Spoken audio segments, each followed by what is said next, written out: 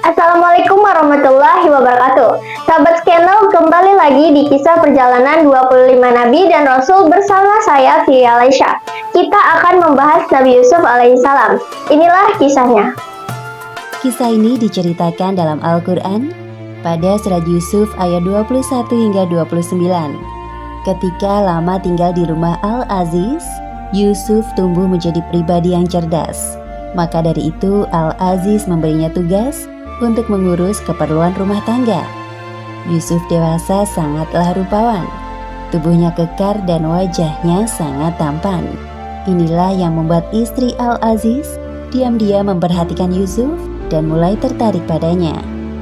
Orang kaya yang membeli Yusuf adalah seorang Perdana Menteri Mesir yang dijuluki Al-Aziz. Al-Aziz sendiri merupakan sebutan bagi kaum bangsawan di Mesir. Silakan masuk, wahai Al-Aziz. Wahai penjaga, ketahuilah bahwa mulai sekarang Yusuf ini akan tinggal di sini untuk membantu pekerjaanku. Baik, wahai Al-Aziz. Selamat datang, wahai Yusuf. Silakan masuk. Terima kasih. Wahai Yusuf, masuklah. Mulai saat ini engkau bagian dari kami. Terima kasih banyak, wahai Al-Aziz. Semoga kebaikanmu dibalas oleh Allah. Sementara itu, di kamar istri Al-Aziz, "Wahai pelayan, apakah suamiku telah datang?" "Benar, wahai ratuku, Al-Aziz telah datang bersama seorang anak muda tampan." Siapa ya? Saya juga baru pertama kali melihat anak muda itu." Zulaikha bergegas menemui suaminya di ruang tamu. Ternyata benar yang dikatakan oleh pelayannya, bahwa suaminya datang bersama seorang anak muda yang tampan. "Wahai suamiku, siapakah dia?" Ini Yusuf, wahai istriku. Mulai sekarang, Yusuf akan tinggal di rumah kita. Berikanlah kepadanya tempat yang baik. Boleh jadi dia bermanfaat kepada kita, atau kita pungut dia sebagai anak. "Baiklah wahai suamiku, akan aku laksanakan sesuai perintahmu." Tak perlu waktu lama bagi Yusuf menyesuaikan diri dengan kehidupan di sana. Selain bekerja, Yusuf juga belajar berbagai ilmu. Allah Subhanahu wa Ta'ala memberikan kelebihan pada Yusuf dalam hal mentakwilkan mimpi, seperti yang disebutkan dalam Al-Quran, surat Yusuf ayat 21. "Dan demikianlah kami, Allah, memberikan kedudukan yang baik kepada Yusuf di muka bumi Mesir, dan agar kami ajarkan kepadanya takbir mimpi." Tatkala Yusuf beranjak dewasa, ia tumbuh menjadi pemuda yang cerdas dan kuat. Oleh karena itu, Yusuf diberi amanah oleh Al-Aziz sebagai penanggung jawab urusan rumah tangga, sebagaimana yang disebutkan dalam Al-Quran, surat Yusuf ayat 22. "Dan tatkala dia cukup dewasa, kami berikan kepadanya hikmah dan ilmu. Demikianlah kami memberi balasan kepada orang-orang yang berbuat baik." Kepribadiannya yang menyenangkan membuatnya disenangi semua orang. Terlebih lagi pujian kerap mendatanginya dikarenakan wajahnya yang rupawan.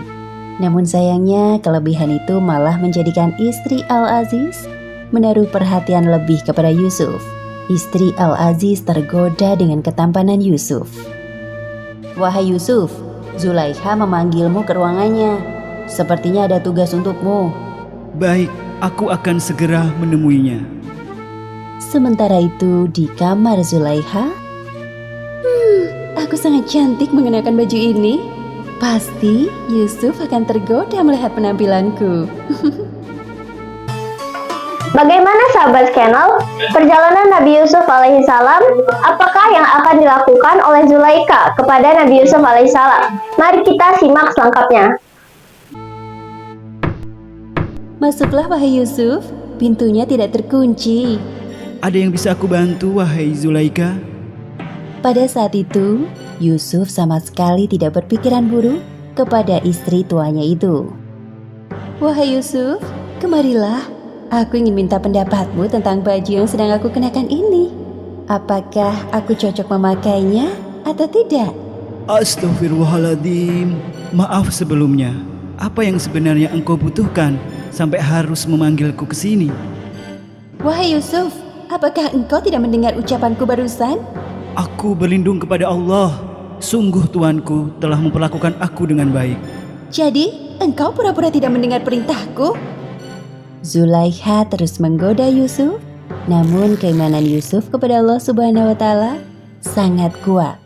Seperti yang disebutkan dalam Al-Quran, surat Yusuf ayat 24. Demikianlah agar kami memalingkan darinya kemungkaran dan kekejian. Sesungguhnya Yusuf itu termasuk hamba-hamba kami yang terpilih. Ada apa ini? Tolong jelaskan padaku. Apa yang sebenarnya terjadi, wahai istriku? Para pelayan yang mendengar suara ribut-ribut mulai berdatangan karena ingin tahu apa yang sebenarnya terjadi. Apakah pembalasan terhadap orang yang bermaksud berbuat serong dengan istrimu selain dipenjarakan atau dihukum dengan azab yang pedih? Benarkah yang istriku katakan, wahai Yusuf? Dia menggodaku untuk menundukkan diriku kepadanya. Sungguh, aku mengatakan kebenaran, wahai Al-Aziz. Al-Aziz mendengarkan penjelasan kedua belah pihak dengan teliti. Beliau ragu untuk memilih, lebih mempercayai istrinya atau Yusuf. Aku belum bisa memutuskan siapa yang berkata benar dan siapa yang berkata dusta. Karena posisiku tidak berada di rumah sebelum ini, maka aku butuh penjelasan dari saksi di rumah ini. Wahai pelayan, katakan pendapatmu tentang masalah ini. Pelayan sebelumnya yang diutus Zulaikha untuk memanggil Yusuf memberikan kesaksiannya di hadapan semua orang. Wahai Al-Aziz, jika baju gamisnya koyak di muka, maka wanita itu benar dan Yusuf termasuk orang-orang yang dusta. Dan jika baju gamisnya koyak di belakang, maka wanita itulah yang dusta dan Yusuf termasuk orang-orang yang benar. Wahai Yusuf, coba aku lihat baju gamismu. Zulaikha tidak bisa lagi menyembunyikan kebohongan di hadapan suaminya atas bukti yang ada. Wahai istriku, sesungguhnya kejadian itu adalah tipu daya kamu. Sesungguhnya tipu daya kamu adalah besar. Maafkan aku, wahai suamiku. Aku hilaf. Wahai Yusuf, berpalinglah dari ini. Terima kasih banyak atas kebijakanmu, wahai Al-Aziz. Dan kamu, wahai istriku, mohon ampunlah atas dosamu itu, karena kamu sesungguhnya termasuk orang-orang yang berbuat salah. Demikianlah akhir kisah Yusuf dijebak oleh Zulaikha. Hikmah yang dapat kita ambil dari kisah ini diantaranya, pertama, hendaknya kita membekali diri dengan sifat ifah, yaitu menjaga diri dari perkara yang haram. Karena Allah Subhanahu wa Ta'ala mengawasi segala sesuatu yang kita lakukan di dunia ini. Kedua, kebohongan akan dikalahkan oleh kebenaran, karena sesungguhnya yang batil itu pasti lenyap. Dan ketiga, Allah Subhanahu wa Ta'ala selalu bersama orang-orang yang menjaga diri dari kebatilan. Wallahu a'lam bishawab. Nah, sahabat channel, bagaimana menurut kalian kisah perjalanan Nabi Yusuf alaihissalam tadi? Setelah kalian nonton video barusan, di sini saya akan kasih kalian giveaway. Jawaban yang paling tepat nanti akan mendapatkan hadiah.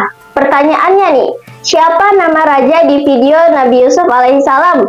Jawabannya tulis di kolom komentar ya. Sekian untuk hari ini. Wassalamualaikum warahmatullahi wabarakatuh. Sampai jumpa di episode selanjutnya.